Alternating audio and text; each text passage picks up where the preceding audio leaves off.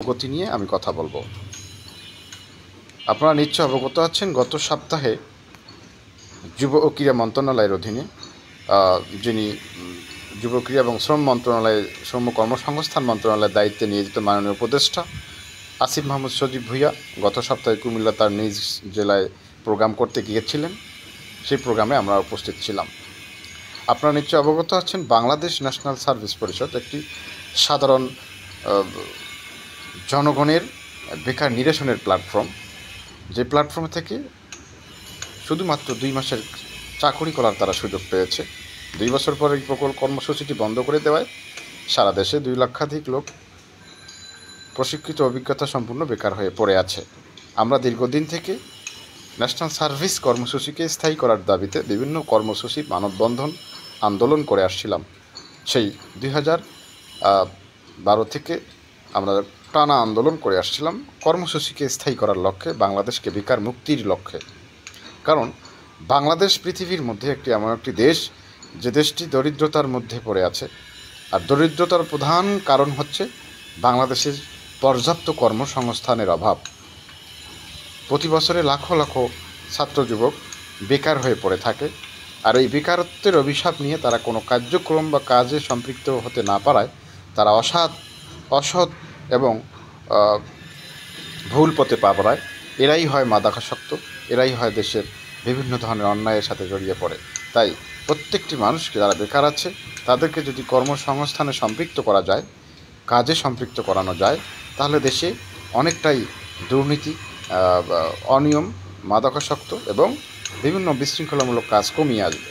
কারণ মানুষ তার কর্মের অভাবে বিভিন্ন ধরনের মাথা খারাপ হয়ে যায়, তারা বিভিন্ন অনৈতিক কার্যক্রমে লিপ্ত হওয়ার আশঙ্কা থাকে। তাই একটি দেশের বেকার জনসংখ্যা যত বেশি হবে, সেই দেশের জন্য তত হুমকি হয়ে দাঁড়ায়। তাই আমরা বিগত দিনগুলোতেও যেমন আন্দোলন করে আসছি, আগামীতেও আমাদের দাবি বাস্তবায়নের যদি কোনো সমস্যার সৃষ্টি হয়, সেক্ষেত্রেও আমরা সর্বোচ্চ আন্দোলন করার জন্য প্রস্তুত রয়েছি ইনশাআল্লাহ। আপনারা জানেন, গত সপ্তাহে যুব ক্রীড়া মন্ত্রণালয় এবং শ্রম কর্মসংস্থান মন্ত্রণালয়ের দায়িত্বে নিয়োজিত বর্তমান অন্তর্বর্তীকালীন সরকারের মাননীয় উপদেষ্টা আসিফ মাহমুদ সজীব ভূঁইয়া স্যারের প্রোগ্রাম কুমিল্লা টাউন হল মাঠে ছিল।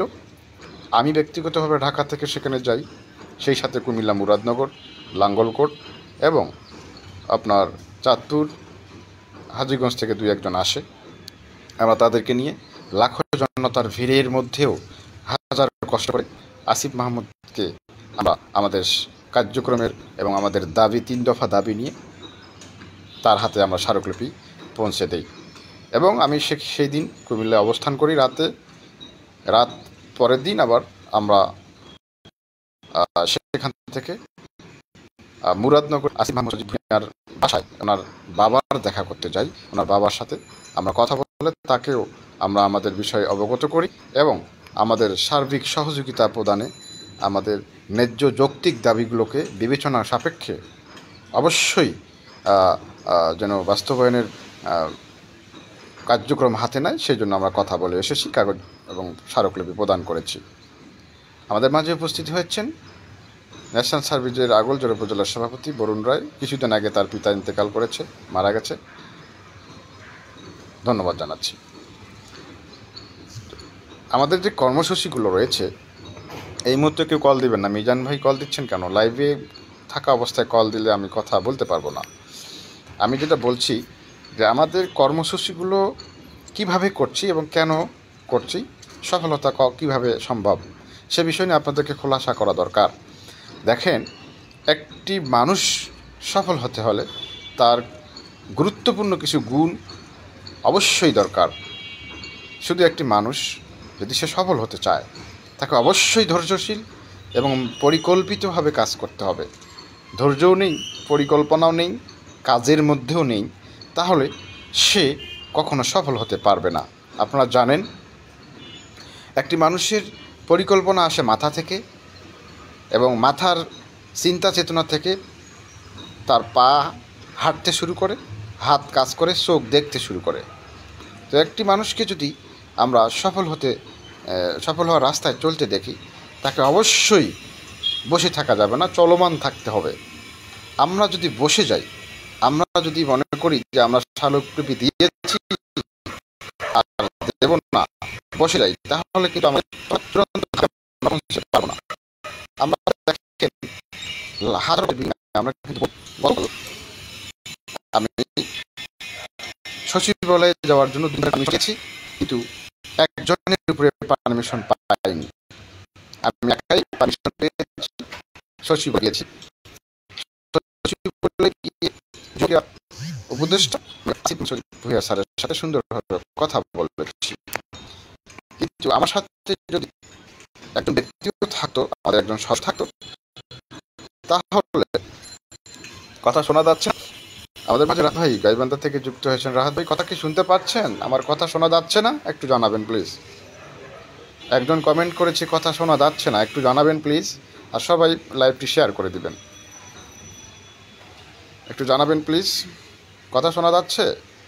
কথা কেটে আসছে, আজগর ভাই বলছে কথা আটকাচ্ছে। কথা শোনা যাচ্ছে না, কথা কি একেবারেই শোনা যাচ্ছে না? কথা কি বোঝা যাচ্ছে না? লাইভ সম্প্রসারণ প্রোগ্রামে অনেকে ইতিমধ্যে যুক্ত হয়েছেন। আমাদের ন্যাশনালের বিভিন্ন সহযোদ্ধারা আমাদের মাঝে যুক্ত হয়েছেন, এখন শোনা যায়। ধন্যবাদ নাজু আপা। রাহাত ভাই শোনা যাচ্ছে, ধন্যবাদ। আমি যেটা বলছিলাম, গতকাল আমি কয়েকজনকে নিয়ে সচিবালয়ে ঢোকার প্ল্যান করেছি, কিন্তু পারমিশন নেই, একজনের উপরে পারমিশন পাইনি, তাই আমি একাই প্রবেশ করেছি। প্রবেশ করে দেখলাম, গতকালকের কাজের বিবরণী আমি আপনাদেরকে দিচ্ছি, যে আমরা যে বসে নেই কাজ করতেছি, আমি সেটাই আপনাকে আগে শোনায় নেই। সচিবালয়ে প্রবেশ করে দেখি যুব ক্রীড়া মন্ত্রণালয়ের অফিসে উপদেষ্টা আসিফ মাহমুদ স্যার নেই। কোথায়? উনি নিচতলায় লিফটের 4-এ শ্রম কর্মসংস্থান মন্ত্রণালয়ের অফিসে অফিস করছে। পরে আমাকে বললো আপনি ওখানে যান। আমি বললাম না, আমি ওখানে যাব না, আমি এখানে থাকবো, দেখি স্যার এই দপ্তরে আসছে কিনা, আমার দপ্তরের কাজ। কিছুক্ষণের মধ্যে স্যার সব ঢুকলেন এবং একটি মিটিংয়ের জন্য 502 নম্বর রুম, যেটি আমি লাইভ করেছি। আপনারা জানেন সচিবালয়ের ভিতরে ক্যামেরা অন করা সম্পূর্ণ নিষেধ। সেখানে আপনাদেরকে আসলে আমাদের কাজে আসি এটা দেখানোর জন্য শর্টকাট একটি লাইভ করেছি, ভিডিও করিনি, লাইভ করেছি। জানে আমি স্টিল নাও আমি ওখানে আছি, আপনাদেরকে বুঝিয়ে দিয়েছি যে ওই রুমের সামনেই আমি, যে রুমের ভিতরে স্যার ভিতরে মিটিং করছে সচিবদের নিয়ে। মিটিং শেষে স্যার বাইরে হওয়ার সাথেই আমি আমাদের স্মারকলিপির সাথে সংযুক্ত 2টি কপি অ্যাটাচ করে এবং আমাদের যে এর আগে তদন্তে সার্ভের জন্য নোটিশ হচ্ছে, নোটিশের একটি কপি অ্যাটাচ করে দীর্ঘক্ষণ কথা বলে বুঝিয়ে তারপরে আমি তার হাতে দিয়েছি। আসিফ মাহমুদ স্যারকে আমি সরাসরি, আমার সাথে যদি আরেকজন থাকতো, সে যদি ভিডিও করতো, তাহলে আপনারা বুঝতেন আমি কত কাছে থেকে তার সাথে কথা বলে তাকে আমি আমাদের কাগজপত্র দিয়েছি। এটা আপনাকে বিশ্বাস মুখে বলে করাতে পারবো না, কারণ আমি নিজে কথা বলবো না, নিজে ভিডিও করব, এটা তো অসভ্য দেখা যায়। তাই আমার দরকার কাজের, আমার ভিডিও করার সময় বা কাউকে দিয়ে করার সুযোগ পাইনি, কারণ ওনারা তো অনেক ব্যস্ত মানুষ, সবসময় সচিব উপসচিবরা সবসময় সাথে একটার পর একটা মিটিং খেয়ে না খেয়ে দৌড়াচ্ছে তারা। তো সেই সময় আমি কথা বলে তার হাতে তুলে দিছি, একেবারে উপদেষ্টার হাতেই কথা বলে তার হাতে আমি দিয়েছি। বিগত দিনগুলোতে যে স্মারকলিপিগুলো দিয়েছি, একটা প্রোটোকল মেনটেন করে দিতে হয়েছে।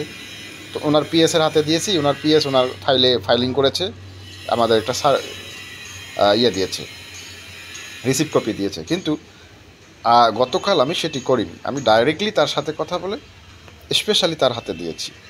বলেছি বিষয়টি অবশ্যই গুরুত্ব সহকারে দেখবার জন্য। এবং সচিবালয়ে যাওয়ার আগে যুব অধিদপ্তরে আমি ফোন করে কথা বলেছি, সেখানে যে বিগত দিনের স্মারকলিপিগুলো দিয়েছি, সেই স্মারকলিপিগুলো গতকাল সেখানে সচিবালয়ে পাঠিয়ে দিয়েছে তারা। খুবই ভালো লাগলো শুনে, এবং সে বিষয়েও আমরা কথা বলেছি।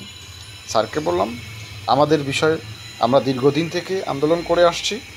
একদিনের আন্দোলন, আমরা আপনাদের সরকার গঠনের পর থেকে এখনও কোনো আন্দোলনে যায়নি, কারণ আপনারা বলেছেন যে আগে কাগজপত্র দেন, অ্যাপ্লিকেশন করেন, স্মারকলিপি দেন, আন্দোলনের প্রয়োজন হবে না। তাই আমরা অপেক্ষা করছি। এখন যদি আমাদের একটা টাইম পার হয়ে যায়, তাহলে তো আমরা আর বসে থাকতে পারি না স্যার। আপনারা বিষয়টা গুরুত্ব সহকারে দেখেন এবং অবিলম্বে অতি দ্রুত আমাদের জন্য একটি পদক্ষেপ নেন। হ্যাঁ, আমাদের দরকার হলে আরও 2 মাস পরে আমাদের জয়েন হোক বা আরও 6 মাস পরে হোক, সেটা বিষয় না, কিন্তু পদক্ষেপটা আগে নেওয়া উচিত এবং একটা প্রজ্ঞাপন হওয়া উচিত যে আগামী এতদিনের মধ্যে এই বিষয়টা নিয়ে হবে। কিন্তু সেটিও যদি না হয় তাহলে আমরা হয়তো বা প্রোগ্রামে যেতে পারি। এই বিষয়টা নিয়ে সুন্দরভাবে বুঝিয়ে কথা বলে তার হাতে দিয়েছি, উনি নিয়েছে, আমাদের স্মারকলিপিটি গ্রহণ করেছে এবং বিষয়টি আরও গুরুত্ব সহকারে দেখার আশ্বাস দিয়ে বলেছে অবশ্যই বিষয়টি দেখবে। তো এই হলো গতকালকের সচিবালয়ের আপডেট। এখন উনি তো আর কালকে ওই অবস্থায় বলতে পারে না যে আমি ঘোষণা দিলাম, বিষয়টা এরকম না। এটা ক্যাবিনেট মিটিং হতে হবে, সচিবদের নিয়ে আবারও মিটিং হবে, তারপরে এটা একনেকে ফাইলিং করবে। আমি বলেছি আমাদের ফাইল ওকে আছে, জাস্ট এটাকে একসাথে যদি সকলের একবারেই এটা প্রকল্প করতে সমস্যা হয়, সেক্ষেত্রে আপনার আলাদাভাবে পর্যায়ক্রমে করেন, প্রথম পর্যায়ে কিছু করেন, দ্বিতীয় পর্যায়ে কিছু করেন, যাতে সমস্যা না হয়। যেটা দেশের যেহেতু অর্থনৈতিক অবস্থা একটু সংকটাপন্ন, সেক্ষেত্রে সেটা বিবেচনা আমরা রাখবো। হ্যাঁ, এই বিষয়গুলো কথা বলে দিয়েছি। তো মোটামুটি একটা ভালো রেজাল্ট আমরা খুব তাড়াতাড়ি পাবো, আমার বিশ্বাস। আর যদি আমরা এই অল্প সময়ের মধ্যে সেটা না পাই, আমরা একটা বড় ধরনের কর্মসূচি দেবো, সেটা লাগাতার থাকতে হবে। এখন ওই অনেকেই বলে যে ভাই প্রোগ্রাম দেন, দেখবেন যে ওই লোকগুলো যারা বেশি কথা বলছে প্রোগ্রাম নিয়ে, 2-1 জন আছে যারা, তাদেরকে কিন্তু প্রোগ্রামে দেখা যাচ্ছে, যদিও আসে পরে খুঁজে পাওয়া যাবে না। তো কাজে সবাইকে মানসিক, শারীরিক এবং উদ্যমের সহিত প্রস্তুতি নিতে হবে। ঢুলে ঢালা বাতাসে উড়ে যাওয়ার মতো প্রস্তুতি নয়, অ্যাক্টিভ প্রস্তুতি নিতে হবে। আমরা যে স্মারকলিপিগুলো দিয়েছি সেগুলো পর্যবেক্ষণ করছি, ফাইলের অগ্রগতি নিয়ে কাজ করতেছি, ঠিক আছে। আমরা অনেকে বলে ভাই, অনেক কমেন্ট এবং মেসেঞ্জারে নক আসে যে যদি প্রকল্পে দেয় তার কোনো মেয়াদ থাকবে না। এই যে কথাগুলো বলেন, এই কথাটা হচ্ছে একটা অযৌক্তিক কথা। আমাদের যৌক্তিক কথা বলতে হবে, তাহলে তারা মেনে নেবে। অযৌক্তিক কথা বলে তো এই কথাগুলো হুদেই সময় নষ্ট হবে। আপনার জীবন, আপনি আসছেন, আপনার একটা নির্দিষ্ট মেয়াদে আসছেন, এরপরে আমার মৃত্যু হবে। একটা বাংলাদেশের সংবিধান অনুযায়ী, আইন অনুযায়ী বাংলাদেশের একটা প্রকল্পের নির্দিষ্ট মেয়াদ থাকে। এর বাইরে কোনো দিন দেখেছেন একটা প্রকল্প আজীবন চলে? এটা হচ্ছে প্রকল্প না, সেটা অন্য কিছু। বিভ্রান্তিকর পোস্ট থেকে সবাই বিরত থাকবেন, যৌক্তিক কথা মেধা খাটিয়ে লিখবেন, না পারলে সাইলেন্ট থাকবেন, সহযোগিতা করবেন। একটা যৌক্তিক ছাড়া অযৌক্তিক কথা তো বলা যাবে না। আইনের বাইরে, সংবিধানের বাইরে একটা কথা বললাম, সেটা দেখা যাচ্ছে হলো না বা শুনবে না, বরং উল্টা হয়ে যাবে। সেরকম কথা আমাদের বলা যাবে না। আমরা 3 দফা দাবি পেশ করেছি, যৌক্তিক একটা দাবি, যেটা সময় হলে আপনাদের সামনে ফ্ল্যাশিং করব, কারণ অনেক সমস্যা সৃষ্টি হয়। মানুষ এখন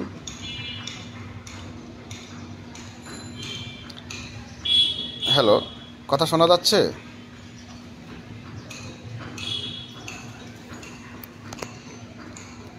আমাকে আরেকটু কমেন্ট করে জানাবেন কথা কি শোনা যাচ্ছে কি না।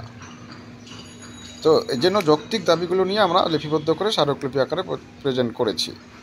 আমার কথা শুনতে পাচ্ছেন? আমি কারো কমেন্ট দেখতে পাচ্ছি না। কমেন্ট করেন একজন যে আমি শুনতে পাচ্ছি, প্লিজ। পিল্টন ভাই আমাদের মাঝে যুক্ত হয়েছেন। মশির ভাই, কথা শোনা যাচ্ছে? আমরা কেন প্রকল্প আকারে চাচ্ছি এই জিনিসটা আপনাকে বুঝতে হবে। আপনার মনে করেন আমরা কাজ যতদূর এগিয়ে আছি, আমাদের একটা নোটিশ আছে, আমাদের একটা সার্ভে রিপোর্ট আছে। এই নোটিশটি হচ্ছে আমাদের একটা দলিল। এখন এই দলিলটাকে অস্বীকার করে যদি বলি ওই জমিটা আপনার নামে নাই, কিন্তু ওই দলিলের মালিকানা তো আপনি দাবি করতে পারেন না। আপনার ন্যূনতম দলিল না থাকলেও বাবার নামে দলিল আছে বা রেকর্ড আছে, এরকম কিছু তো কাগজপত্র আপনার থাকা লাগবে। এখন ধরেন আপনার নাই, আর একজনের আছে, একটা রেকর্ডের কাগজ, অথবা বাবার নামে নাম খারিজ করা আছে, বা বাবার নামে একটা কাগজ পেয়েছে, সে দলিল না। ওই কাগজটুকু দিয়েই কিন্তু সে কথা বলবে সমাজে বা বিচারকের সামনে। তা আমরা যে কথা বলতেছি, এতদিন কথা বলেছি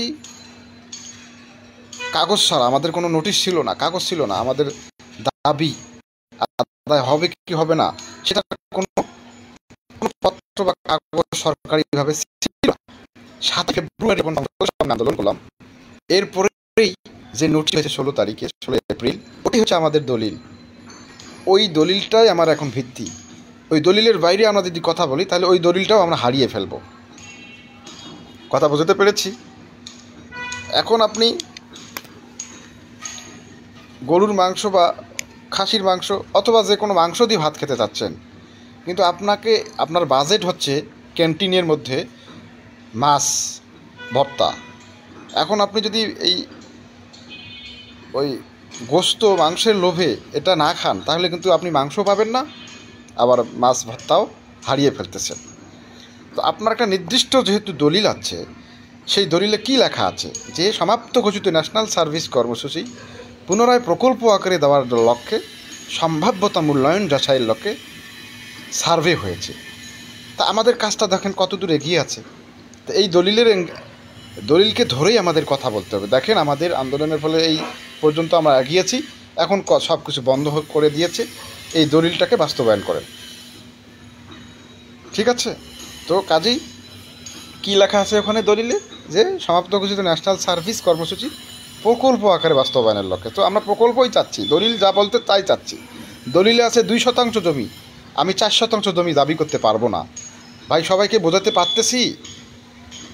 সবাই আমাকে একটু কমেন্ট করে জানাবেন। আমাদের নোটিশে যা আছে যে প্রকল্প আকারে, কর্মসূচিতে ছিলাম, এখন প্রকল্প আকারে দেওয়ার জন্য সার্ভে হয়েছে। এখন সেখানে আমি ডাইরেক্টলি ওই একটা দলিলকে ওভারটেক করে এখন ডাইরেক্ট স্থায়ীকরণের যদি দাবি জানাই, তাহলে ওই দলিলটা বাতিল হয়ে যাবে। আর এই দলিল বাতিল হলে স্থায়ীকরণ কবে হবে না হবে আরও সময় লাগবে। সেজন্য আমাদের ওই দলিলটাকে ধরেই কথা বলতে হবে। সেখানে 10% কথা লেখা আছে, আমি 10%ই জমিরে দাবি করি, আমি 15% জমি চাই না, আমার 20% জমির দরকার নেই। কথা বোঝাতে পেরেছি? তো আমার এখন প্রকল্প দলিলে লেখা আছে প্রকল্প দেওয়া হবে, আমি প্রকল্পই চাই, আমরা প্রকল্পই চাই। ঠিক কি না বলেন? সবাই বলেন, বুঝতেছেন? এই আফজল ভাই ময়মনসিংহ থেকে, আমার কথা কি বোঝা যাচ্ছে? এই জিনিসটা আপনার ঠিক থাকবে না, আপনার মূল দাবিতে ঠিক থাকতে হবে। একজন এক একভাবে কথা বললে কথা বিশৃঙ্খলা হবে এবং আমাদের মূল দাবি থেকে আমরা তখন সরে যাব, তখন আমাদের দাবি আদায় করতে কষ্ট হবে। কথা বুঝতে পেরেছি? অতএব আমাদের যা আছে নোটিশে আমরা তাই চাই। আমরা আগে প্রকল্পে আমাদের অন্তর্ভুক্ত করুক না, তারপরে দেখেন আমরা কি করি। সেই কথা তো আগে বলতে পারবো না। প্রকল্প আগে অন্তর্ভুক্ত করুক, এরপরে আমাদের কি কার্যক্রম করতে হবে সেটা আমরা আপনাদেরকে পরবর্তীতে জানিয়ে দেব। ঠিক আছে? এখন আসেন, সারা বাংলাদেশের কিছু সদস্য আছে যাদেরকে নিয়ে আমি আলোচনা বারবার এর আগে করেছি, নতুন করে করতে চাই না। বিভিন্নভাবে আমার কাছে মেসেজ এসেছে, 2-1 জন তারা গোপনে কথা বলে, এরা নাকি বলে কেন্দ্রীয় সভাপতি সে হবে, উপজেলা ভিত্তিক বিভিন্ন ধরনের ষড়যন্ত্রও করে তারা। আমার কাছে অলরেডি রিপোর্ট এসেছে, আমি কয়েকদিন আগে আপনাদেরকে মেসেজও দিয়েছি যে ষড়যন্ত্রকারীর ষড়যন্ত্র চলছে। আপনি দেখেন, একটা ধানের চারা যখন রোপণ করবেন, আপনাদের যদিও একটু বিরক্ত লাগছে, আমি একটু সময় নিয়ে কথা বলি, বিরক্ত হবেন না কেউ। ধানের চারাটা বড় হওয়ার সাথে সাথে পাশাপাশি একটা ঘাস, একটা আগাছার চারাও কিন্তু বড় হতে থাকে। দেখবেন একটা গাছের চতুর্পাশে পরগাছা ঘিরে রেখে দেয়। তো আপনি পরগাছা বা আগাছাকে যদি তুলে না ফেলেন, তাহলে আপনার ধান হবে না। ঠিক কি না বলেন? এই জন্য নিড়ানি পর্যবেক্ষণ বারবার দেখাশোনা করতে হয়। তো আমরা বারবার বলে আসতেছি, কমিটি হচ্ছে ঐক্যবদ্ধতার প্ল্যাটফর্ম, আর ঐক্যবদ্ধতাই হচ্ছে সফলতার প্ল্যাটফর্ম। এখন যারা যে উপজেলায় কমিটি নেই, আমরা সেই উপজেলায় দ্রুত কমিটি দেওয়ার বলছি। আর যে উপজেলায় কমিটি আছে কিন্তু আগাছার মতো, যে উপজেলা কমিটি একজন আসার মতো কাজ করতেছেন, আমরা প্রয়োজনে তাদেরকে সেই কমিটিগুলো নতুন করে সাজিয়ে দিতে চাই। বিশেষ করে আমি নাজমুল ভাইকে বলছি, ঝালকাঠি রাজাপুর উপজেলা কমিটি আমরা বিলুপ্ত ঘোষণা করেছি, নতুন করে কমিটি দেওয়ার জন্য আহ্বান করছি। সেই সাথে বরিশালে নেসার ভাই ফোন দিয়েছে, সেখানে একটি মিটিং করার জন্য আমাকে আহ্বান করেছে 20 তারিখ।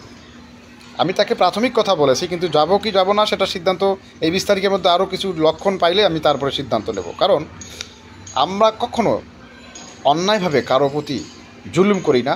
একটা প্রোগ্রাম করতে গেলে কাউকে আমরা জোর করে 2 টাকা নেই না, আমরা নিজেদের পকেট থেকে থাকলে করি, না থাকলে কাউকে জোর করি না। কেউ সহজটাই দিলে আমরা সেটা ইনক্লুড করি, তাছাড়া করি না। কিন্তু আমি একটা গ্রুপে যেটা দেখলাম, এটা আমার কাছে দৃষ্টিগোচর হয়েছে, সেখানে আমি যাব কি যাব না সিদ্ধান্ত আরও পরে জানাবো।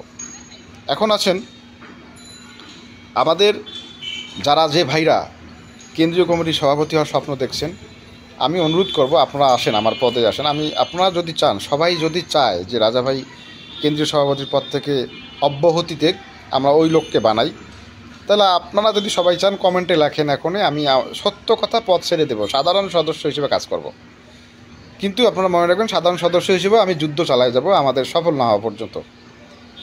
আপনারা সবাই যদি বলেন, কারণ আমার কাছে কিছু কিছু খবর আসে যেগুলো শুনতে খুব খারাপ লাগে, কিন্তু আমি ওগুলোকে এই কান দিয়ে ঢুকাই, এই কান দিয়ে বাইর করে দিই। কেন্দ্রীয় সভাপতির পদ আপনারা চান, কে কে চান আমাকে একটু জানান, ওপেন জানান। আমি প্রয়োজনে পদ ছেড়ে দেবো, সমস্যা কী? সাধারণ সদস্য হিসেবে কাজ করব, দেখি কে করতে পারি কিনা। সভাপতি নিয়ে কাজ করতে হবে, সভাপতি পদ থেকেই কাজ করতে হবে। সভাপতি পদ দিলাম ছেড়ে কী করি আমি? সভাপতি আমার দরকার কাজ, আমি কাজ চাই। সাধারণ সদস্য হিসেবে থেকেও আমি কাজ করব। কিন্তু যদি আপনি সভাপতির পদের লোভে পড়ে একটি প্রশ্ন থেকে যায়, আপনি যদি অন্য কিছু করতে চান, সেক্ষেত্রে সাধারণ সদস্য হয়তো আপনাকে ক্ষমা করবে না।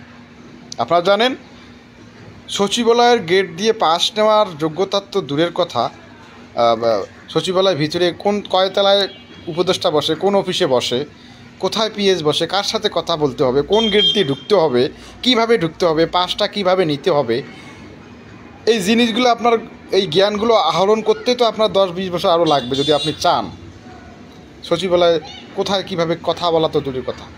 আমি এই জিনিসটা বললাম কেন, খুব কষ্ট করে সচিবালয়ে খুব কৌশলে আমাদেরকে পাস নিতে হয় এবং সচিবালয়ে ঢুকে জায়গা মতো আমাদের পৌঁছতে হয়।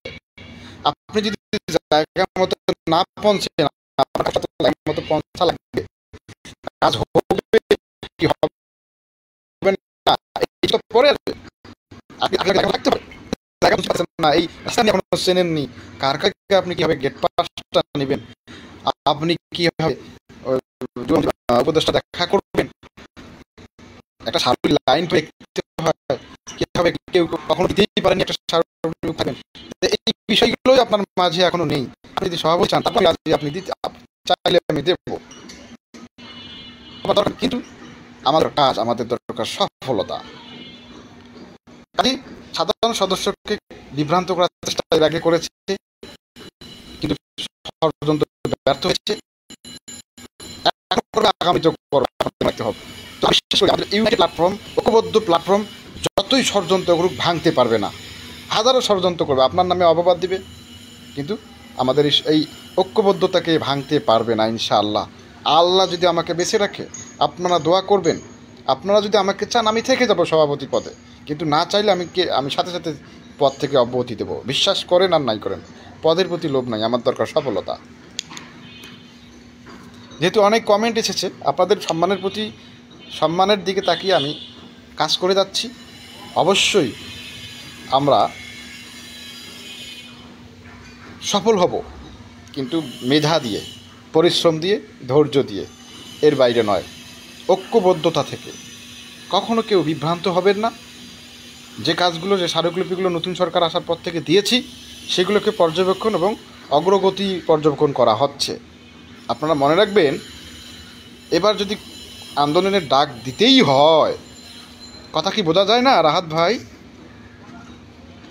অনেকে বলতেছে কথা বোঝা যাচ্ছে না। মহসিন ভাই, কথা বোঝা যায়?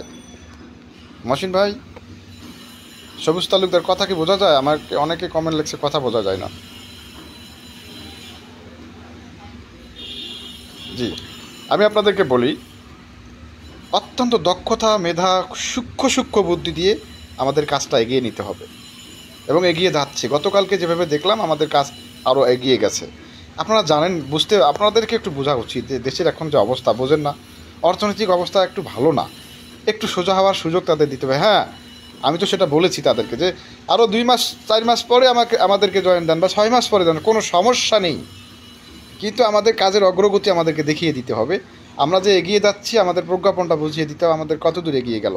আমাদের পক্ষে আপনাদের কলম ধরতেছেন কিনা, আমাদের পক্ষে আপনারা পজিটিভ কিনা, সেই বিষয়গুলো যদি আমরা বুঝি না আমাদের পক্ষে পজিটিভ, তাহলে আমরা মনে করব অবশ্যই আমরা সফল হব।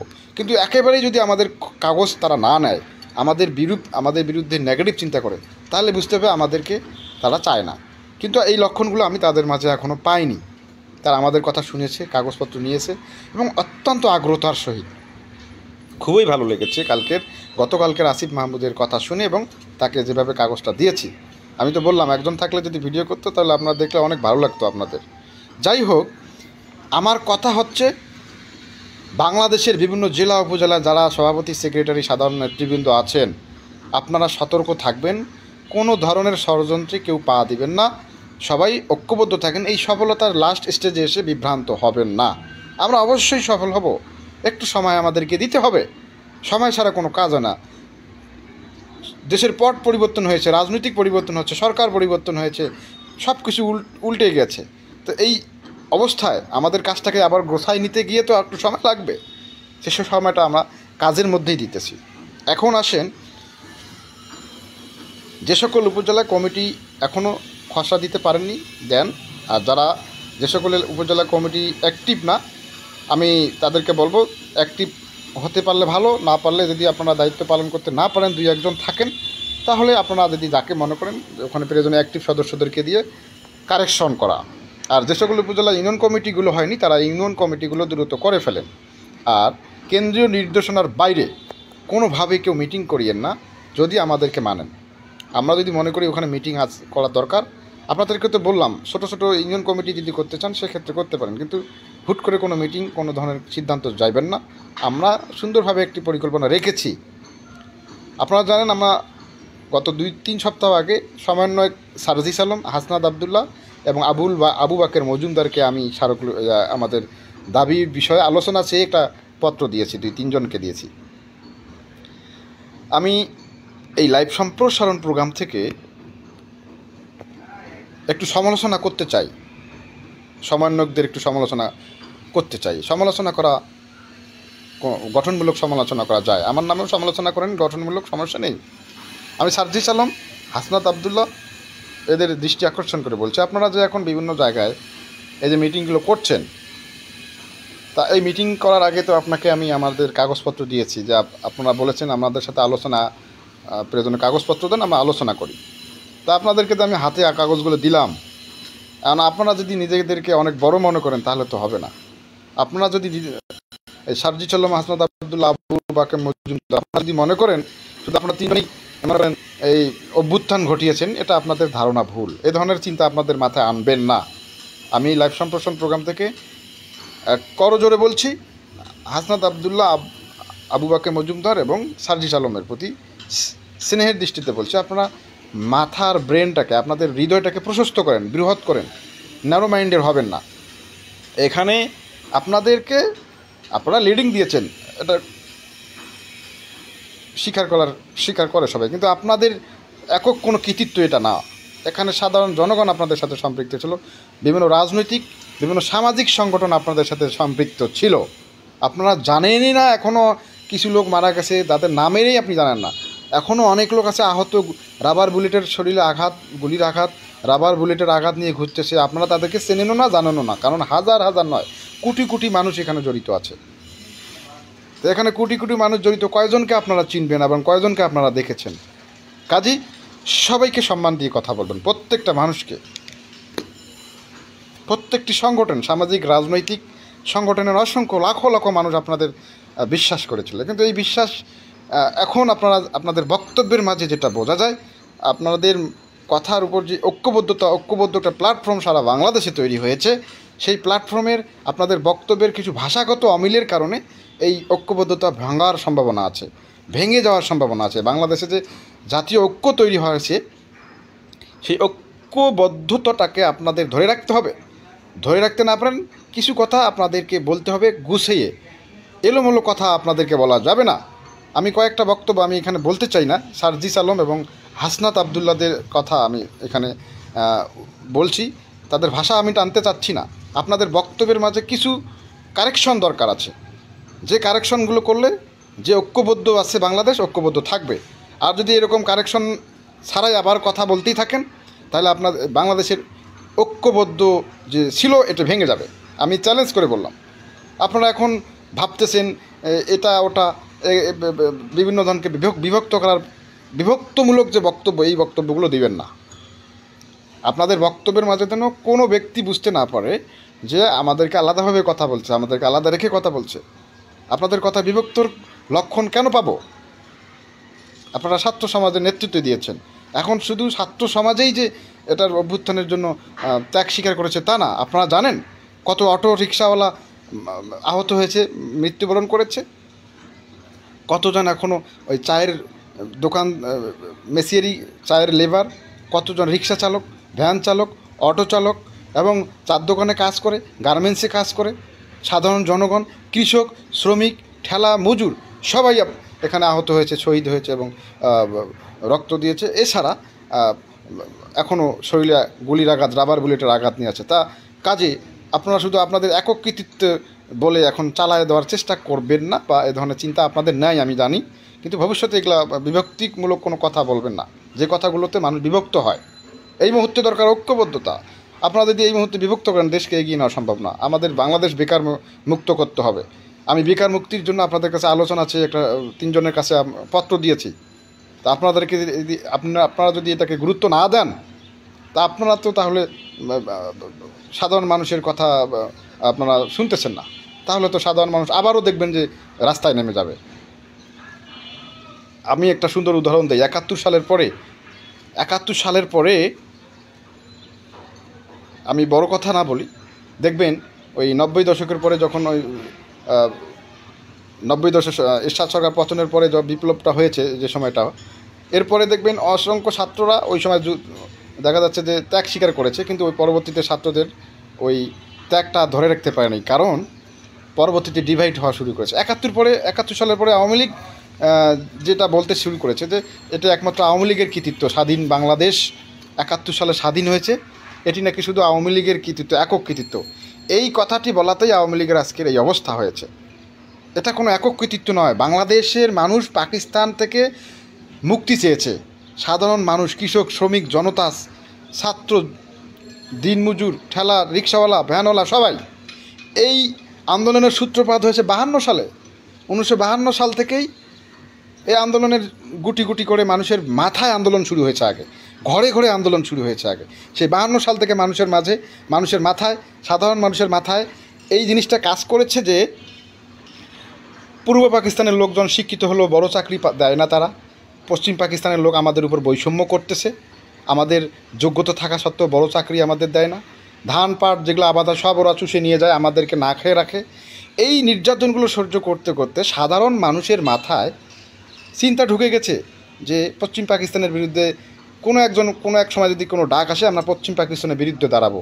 এই যে টেন্ডেন্সি তৈরি হয়েছে, 71 সালের চূড়ান্ত যুদ্ধ ঘটিত হয়েছে, কিন্তু এই যুদ্ধের সূত্রপাত হয়েছে 52 সাল থেকে। কারণ পশ্চিম পাকিস্তানের দাসত্ব, তাদের যে অত্যাচার, এটা সহ্য করতে পারেনি। কাজেই ওই সময়টা 71 সালে যারা নেতৃত্ব দিয়েছে, বিধায় সারা বাংলাদেশের মানুষ তৈরি ছিল। বাংলাদেশের মানুষ তখন তো বাংলাদেশ ছিল না, পূর্ব পাকিস্তানের মানুষ আগের থেকেই তৈরি ছিল, প্রস্তুত ছিল যে আমরা একটি এরকম সংগ্রাম চাই যেখানে আমাদের অধিকার প্রতিষ্ঠা করতে হবে। সারা বাংলাদেশের মানুষ যদি প্রস্তুত না থাকতো, ওই 71 সালের যুদ্ধ হতো না, যুদ্ধ হলেও স্বাধীন হতো না। আমি চ্যালেঞ্জ করে বলি, আপনাদেরকে গবেষণা থাকতে হবে। সারা বাংলাদেশের মানুষ বিগত 20-30 বছর প্রস্তুত ছিল এরকম একটা যুদ্ধ আমাদের দরকার, আমাদের স্বাধীনতা দরকার, আমাদের অধিকার দরকার। কাজে এইরকম প্রস্তুত ছিল। 71 সালে যখন ডাক পেল, তখন সবাই ঝাঁপিয়ে পড়েছে, শহীদ হয়েছে। 30 শহীদের বিনিময়ে আমাদের স্বাধীনতা হয়েছে। এই যে সাধারণ মানুষের অসংখ্য নাম এখন অনেকে জানি না, ভুয়া মুক্তিযোদ্ধা অনেক আছে, সঠিক মুক্তিযোদ্ধা এখনো নামের তালিকায় নেই। তো বাংলাদেশের মানুষ প্রস্তুত ছিল, বিধায় 71 সালে সাধারণ জনগণ এক ডাকে নেমে এসে যুদ্ধ করেছে, স্বাধীন করেছে। তো এটা একক আওয়ামী লীগের কোনো কৃতিত্ব নয়। আওয়ামী লীগ নেতৃত্ব দিতে পেরেছে, কিন্তু কৃতিত্ব নয়, এটা সাধারণ জনতার কৃতিত্ব, সকলের কৃতিত্ব। এখন আপনারা এসে 24-এ যে অভ্যুত্থান ঘটিয়েছেন, এখন যদি ছাত্র জনতা সমন্বয় করা সারজিস আলম, আব্দুল হাসনাত, আবু বকর মজুমদার আপনাদের দৃষ্টি আকর্ষণ করে আপনারা যদি মনে করেন যে আপনাদের একক কৃতিত্ব, এটা সম্পূর্ণ ওই 71 সালের পরবর্তী আওয়ামী লীগ যে ভুলটা করেছে, সেই ভুলের পথে আপনারা হাঁটতেছেন। আমার কথা কি শোনা যাচ্ছে না? কুলছুম আপা বলছে কথা শোনা যাচ্ছে না। কাজে 71 সালের পরে যে আওয়ামী লীগ ভুল করেছে, ভুল পথে হেঁটেছে, শুধু তাদের নিজের সাধারণ জনতার কৃতিত্বকে নিজের দলের কৃতিত্ব বলে চালিয়ে দেওয়ার চেষ্টা করেছে, এতেই জনগণ বিভক্ত হয়েছে। এই কথাগুলো জনগণ শুনতে চায় না। এই কথাগুলো শুনলে জনগণ বিভক্ত হয়, জনগণ আলাদা হয়ে যায়। আর জনগণ যখন আলাদা হয় তখন কেউ সামনে থাকতে পারে না। কাজে হাসনাত আবদুল্লাহ এবং সার্জিস আলম যারা সমন্বয় করেছেন এবং উপদেষ্টাতে যারা রয়েছেন এবং যারা দেশ এখন চালাচ্ছেন, তাদের দৃষ্টি আকর্ষণ করে বলছি, জাতি, দেশ, মানুষ, জনগণ বিভক্ত হয় এরকম কথা বলবেন না, এরকম বক্তব্য আপনারা দিবেন না, ঠিক আছে? আমি আপনাদের দৃষ্টি আকর্ষণ করে বলছি। এখন আমি যথেষ্ট সমালোচনা করেছি সমন্বয়কদের। এখন আছেন বাংলাদেশ ন্যাশনাল সার্ভিস পরিষদের যে সকল সদস্য উপজেলা এবং জেলা পর্যায়ে আপনারা নেতৃত্ব দিচ্ছেন, তাদেরকেও দৃষ্টি আকর্ষণ করে বলছি, আপনারা এমন কোনো বক্তব্য মিটিংয়ে বলবেন না যেটা সংগঠনের যারা সদস্য, সাধারণ নেতৃবৃন্দ আছে, তারা বিভক্তির সম্মুখীন হয়, আপনাদেরকে নিয়ে সন্দেহ পোষণ করে এবং সেই বিষয়ে নালিশ কেন্দ্রে পর্যন্ত চলে আসে। এই কাজগুলো আপনারা করবেন না। আমার বিনীত রিকোয়েস্ট, কেন্দ্র থেকে আপনাদেরকে আহ্বান জানাচ্ছি, বিভক্তিমূলক ভাষা ব্যবহার করে আপনারা কখনো বক্তব্য দিবেন না, কাউকে ষড়যন্ত্রের ফাঁদে ফেলানোরও চেষ্টা করবেন না, কারণ সত্য, সৎ সবসময় উন্মোচিত থাকে এবং সবসময় উপরে থাকে। এখন আসেন আমাদের আগামীর পরিকল্পনাটা কি? আগামীর পরিকল্পনাটা হচ্ছে, আমি সমন্বয়কদের সাথে বসতে চাই। এই বিষয়ে আমি যেটা দিয়েছি অবিলম্বে আজকের লাইভ সম্প্রসারণ প্রোগ্রাম থেকে বলছি, সার্জিস আলম, হাসনাত আবদুল্লাহ, আবু বাকের মজুমদার, আপনাদের হাতে যে কাগজ আমি পাঠিয়েছি, আপনাদের সাথে আলোচনায় বসতে চেয়েছি, আপনারা এখন পর্যন্ত আমাকে কোনো সারা শব্দ করেননি। কাজী এই কপি কিন্তু আমার কাছে আছে। আপনারা যদি না বসেন, এরপরে কিন্তু আমরা টিএসসিতে গিয়ে আমরা আন্দোলন করব। তখন আপনারা এসে কোনোভাবে উত্তর দিতে পারবেন না, আপনাদের কোনো কথা থাকবে না তখন, কারণ আমরা তো আপনাদের সাথে বসতে চেয়েছি, আপনারা না বসে আমাদের আন্দোলন করার সুযোগ দিয়েছেন। কাজেই আমাদেরকে রাস্তা নামার সুযোগ করে দিবেন না। আমি কঠোরভাবে বলছি সার্জিস আলমকে, হাসনাত আবদুল্লাহকে, যা আপনাদেরকে কঠোরভাবে বলছি, আপনাদের কাছে যে কাগজপত্র দিয়েছি সেই অনুযায়ী আমাদেরকে আলোচনায় বসান। যদি বসাতে না চান তাহলে আমরা রাস্তায় নামবো, আর যদি রাস্তায় নামি এই সম্পূর্ণ দায়ভার আপনাদের নিতে হবে। আমরা কখনো এই সরকার আসার পর থেকে এখনও আন্দোলনে যাইনি, কিন্তু যদি যাই তাহলে কিন্তু অচল হয়ে যাবে, এটা ঢাকা শহর অচল হয়ে যাবে। আপনাদেরকে আমি বারবার বলছি, আমরা আন্দোলনে যেতে চাই না, আপনারা আমাদের সাথে বসুন। সেই বিষয়ে কাগজ দিয়েছি, কিন্তু আপনারা কোনো গুরুত্ব দিচ্ছেন না। আর এইভাবে যদি গুরুত্বহীনভাবে চলতে থাকেন তাহলে দেশের একটা অরাজকতা সৃষ্টি হতে পারে। আমরা চাই না সেই রকম অরাজকতা সৃষ্টি হোক। ন্যাশনাল সার্ভিসের সকল সদস্য দৃষ্টি আকর্ষণ করে বলছি, নেতৃবৃন্দ, জেলা, উপজেলা, ইউনিয়ন পর্যায়ে সবাই সজাগ থাকবেন, প্রস্তুত থাকবেন। আমরা যদি এবার আন্দোলনের তারিখ ঘোষণা করি, মনে করবেন লাগাতার আন্দোলন চলবে। আমরা গুলি করে একজন মরবে, আলোচনা